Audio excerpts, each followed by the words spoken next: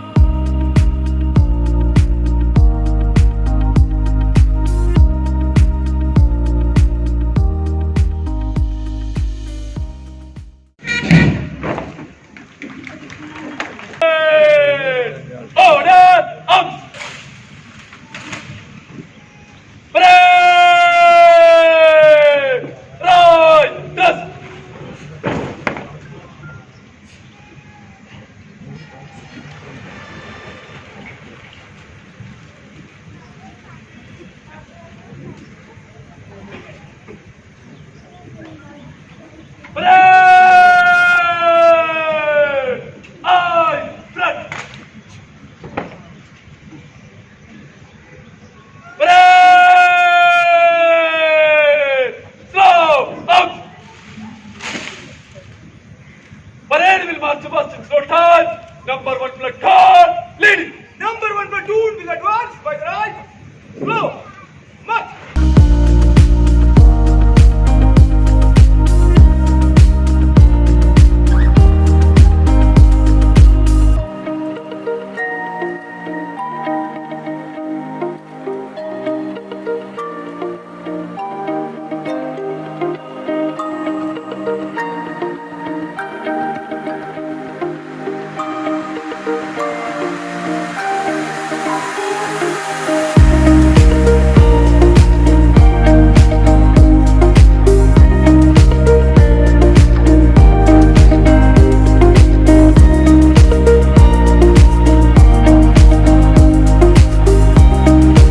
അങ്ങനെ അവരുടെ പാസിംഗ് പരേഡൊക്കെ കഴിഞ്ഞ് ഞങ്ങൾ അവിടുന്ന് ചായയൊക്കെ കുടിച്ച് നേരെ വടക്കുന്നാഥ ക്ഷേത്രത്തേക്കാണ് പോയത്.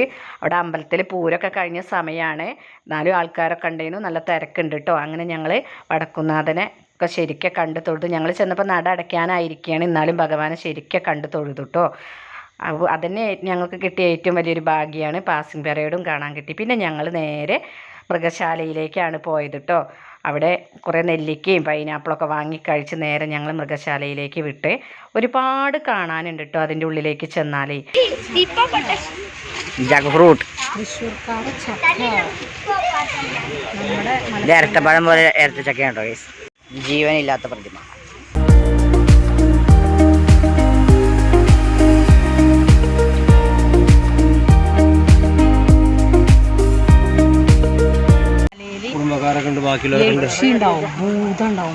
വെറുതെ യക്ഷീൻ്റെ മരമേ ഞാൻ തൊടുന്നില്ല.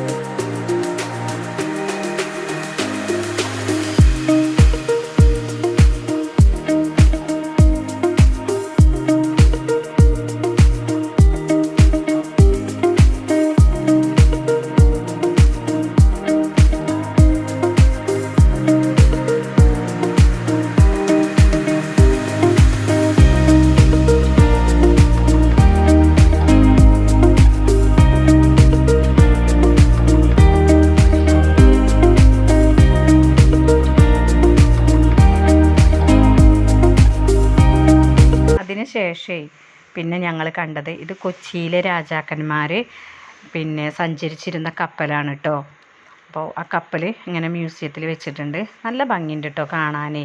അതിന് ശേഷം എല്ലാവരും പറഞ്ഞു അവിടെ സിംഹം ഉണ്ട് കാരണം കേട്ടോ. അപ്പോൾ ഞങ്ങൾ ക്യാമറയും കൊണ്ട് ഓടിപ്പോയതാണ്. അപ്പോൾ എന്തോ ഒരു ചത്തുടങ്ങിയ സിംഹം അവിടെ കിടക്കണത് നീക്കണമില്ല. പിന്നെ കണ്ടത് ഇത് കണ്ടോ, അങ്ങോട്ടും ഇങ്ങോട്ടും സവാരി നടത്തുന്ന ഒരു പുലിയാണ് കേട്ടോ. അത് അടങ്ങിയിരിക്കില്ല, അത് അങ്ങോട്ടും ഇങ്ങോട്ടും ഇങ്ങനെ നടക്കുക തന്നെ. ഞങ്ങൾ കുറേ ആൾക്കാരൊക്കെ പുറത്തുനിന്ന് ഇങ്ങനെ ഒച്ച ഉണ്ടാക്കിയ ഇവിടെ മൂപ്പര് വേറെ എന്തോ ചിന്തിച്ചടക്കുക എന്നെ പുറത്ത് വിട്ടാ ഞാനിങ്ങനെ ശരിയാക്കും. എന്തൊക്കെ ചിന്തിച്ചാവുക നടക്കണത് അറിയേ. എന്തൊരു ഭംഗിയാണ് അതിൻ്റെ തോലൊക്കെ കാണാൻ അറിയും. പിന്നീട് ഞങ്ങൾ കണ്ടത് പുള്ളിപ്പുലിയാണ് കേട്ടോ. പുള്ളിപ്പുലിയും നടക്കുക തന്നെ.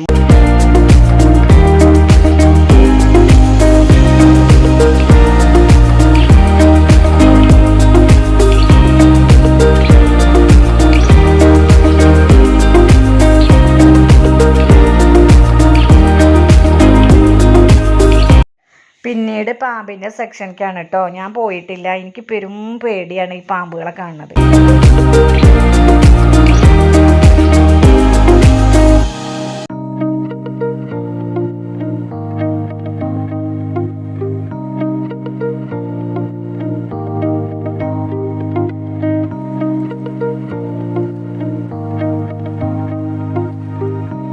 പിന്നീട് ഞങ്ങളുടെ നടപ്പ് എങ്ങോട്ടാണെന്ന് അറിയുമോ? മ്യൂസിയത്തേക്കാണ് കേട്ടോ. അതിൻ്റെ മുമ്പ് ഒരു പീരങ്കിയൊക്കെയാണ് കാണുന്നത്.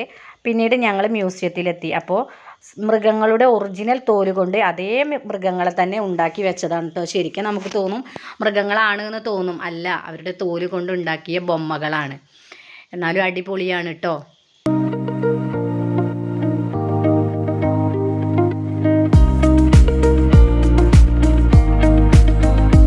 ഇത് കണ്ടോ, ഇത് കുരങ്ങന്മാർ, ആദ്യം കുരങ്ങന്മാർ, പിന്നെ അവരുടെ മുഖത്തിന് മാറ്റം വന്ന് അവസാനം മനുഷ്യന്മാരാവും. പിന്നെ ആനകളുടെ ബൊമ്മകളാണ് കേട്ടോ. നല്ല ആഫ്രിക്കൻ ആനയും ഇന്ത്യ ആനയും ഒക്കെ ഉണ്ട്, കണ്ടോളൂ കേട്ടോ.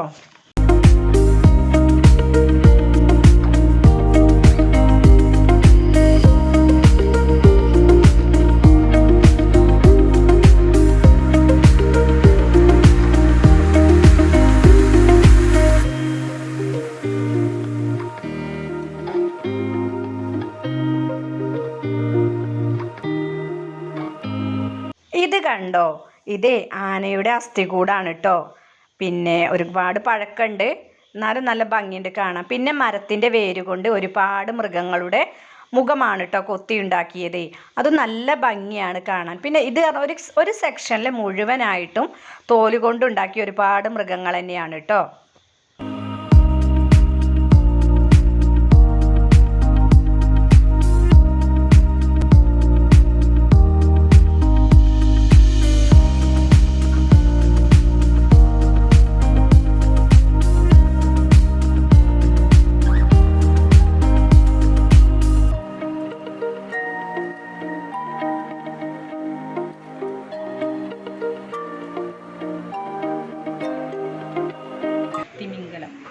തിമിംഗലത്തിൻ്റെ തലയോട് അതിലിരിച്ച് കണ്ടത് ഇതെന്താ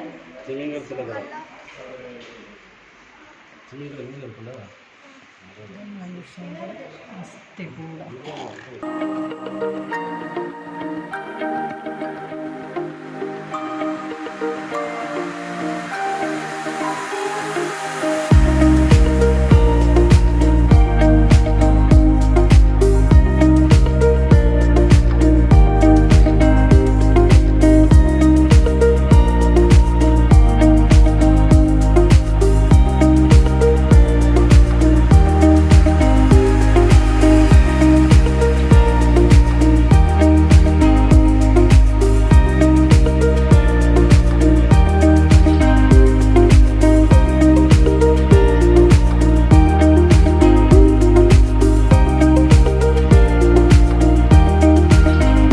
ഞാനൊരു മനുഷ്യൻ്റെ അടുത്ത് നിൽക്കുന്നത് എല്ലാവർക്കും ഇഷ്ടപ്പെട്ടോ. ഞാൻ അതിൻ്റെ അടുത്ത് പോയി നിന്നിട്ട് ഒരു പ്രതിമയാണ്, അതിൻ്റെ അടുത്ത് പോയി നിന്നിട്ട് ഇങ്ങനെ പോസ് ചെയ്തതാണ്. അപ്പം എൻ്റെ അച്ഛൻ എല്ലാം വീഡിയോ എടുത്തതാണ് കേട്ടോ. ഇതൊക്കെ രാജാക്കന്മാർ ഉപയോഗിച്ചിരുന്ന ഓരോ പുരാതന വസ്തുക്കളാണ്. പിന്നെ അടുത്തത് കാണിക്കുന്നത് റെയിൽവേ പാളാണ് കേട്ടോ. ഇതെങ്ങനെയുണ്ട് ഈ റെയിൽവേ പാളം? അടിപൊളിയല്ലേ? ഇതിൻ്റെ ഉള്ളിലേക്ക് കയറിയാലേ നേരം പോവില്ല, എങ്ങനെ കണ്ടാലും തീരുമില്ല, അങ്ങനത്തെ ഒരു സംഭവമാണ് കേട്ടോ. ഏതായാലും വെക്കേഷൻ ഇങ്ങനെയെങ്കിലും ഒന്ന് അടിച്ചു പൊളിച്ചു. നമ്മുടെ ഒരു പാസിംഗ് പരേഡിന് പോയതാണ്, അങ്ങനെ ഇതിൻ്റെ ഉള്ളിലേക്കും കയറിക്കൂടി. ഞാൻ ബാക്കി കണ്ടോളൂ കേട്ടോ.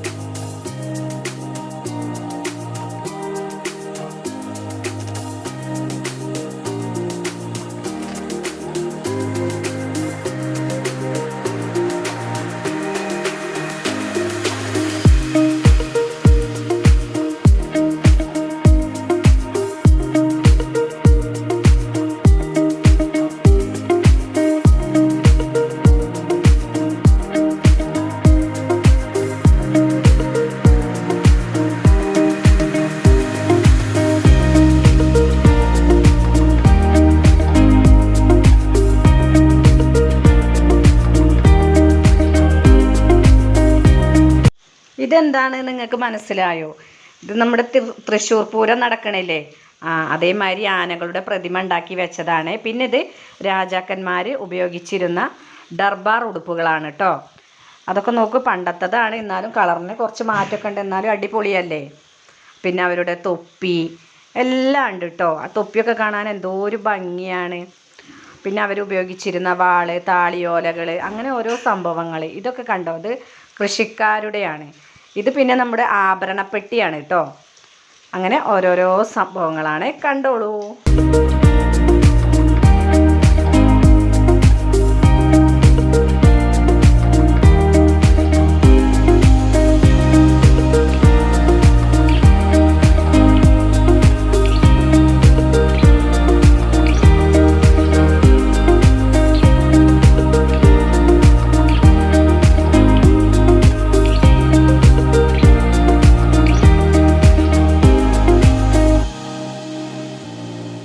പിന്നീട് ഞങ്ങൾ വന്ന ഭാഗം പറഞ്ഞ ഓരോരോ രൂപങ്ങളാണ് കേട്ടോ. കഥകളി, പിന്നെ നാരദൻ, അങ്ങനെ ഓരോരോ സംഭവങ്ങളാണ് കേട്ടോ. ആ രൂപങ്ങളൊക്കെ നമുക്ക് കണ്ടാൽ തോന്നും ഒറിജിനലാണ്.